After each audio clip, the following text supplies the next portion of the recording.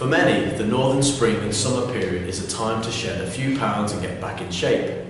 For US large banks, this rings true more in 2016 than it has in any of the previous years since the financial crisis.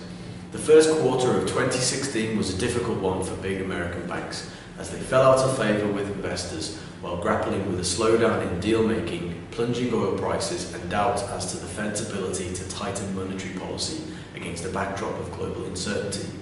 Despite the macroeconomic menaces that are cyclical in nature, the CEOs of some larger banks will be concerned about the serious slump on Wall Street. The fear is that a slowdown in deal-making and trading could develop into a more long-term phenomenon. US M&A activity is dramatically down this year, while global IPOs plunged in the first quarter to levels not seen since 2009. And as some big Wall Street banks lose deals to boutiques and small players, the rise of non-bank trading platforms threatens their dominance in the derivatives space. Large US banks also have to contend with a tougher regulatory climate. Just recently, US regulators said 5 big banks failed their living wills. Given these challenges, it is understandable, but still very intriguing, that none of the so-called Big Six, JP Morgan, Bank of America, Citigroup, Goldman Sachs, Morgan Stanley and Wells Fargo make it into the top 10 of the Core Data Research Healthy Banking Index. The index uses a range of indicators to measure the health and financial performance of the largest publicly traded banks in the US. A key finding coming out of the HBI is that big is not necessarily beautiful. Our study shows an extremely weak correlation between the size of a bank in terms of total assets and its overall index ranking. Larger banks are just as likely to be insolvent, unprofitable, overvalued and undercapitalized as smaller banks.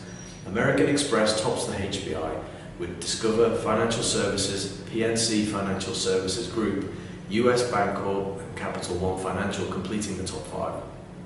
The presence of HSBC, North America Holdings and Santander Holdings USA in the bottom 5 of the HBI underscores another key theme to emerge from the core data study: the poor performance of foreign banks with a subsidiary in the US.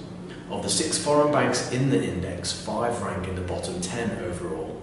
Meanwhile, the poor performance of European banks in the index highlights the fact that US banks are in a better state of health than their European peers.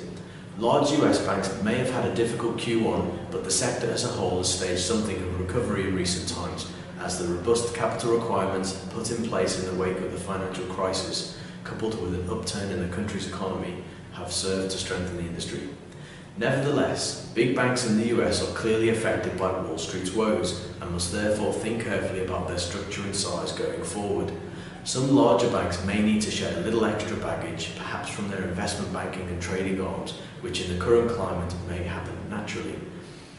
By trimming some fat, lowering their cholesterol levels, and generally becoming leaner and healthier, US banks will be better positioned to begin to deal with many of the threats to their businesses, including alternate business models from the many fintech challengers entering the market.